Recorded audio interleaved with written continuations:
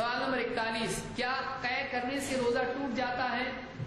الٹی وومٹ کرنا، کیا قے کرنے سے روزہ ٹوٹتا ہے؟ قے ہونے سے روزہ نہیں ٹوٹتا ہے، زبردستی کرنے سے ٹوٹ جاتا ہے۔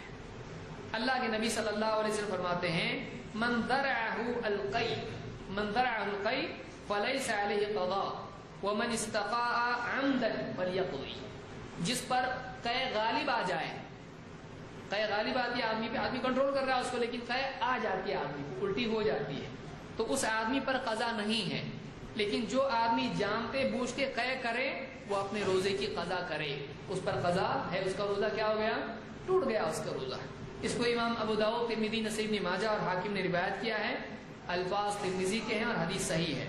ابن خزیمہ کے الفاظ ہیں اذا استقاء الصائم افطر، جب روزہ دار قے کرتا ہے تو اس کا روزہ ٹوٹ جاتا ہے۔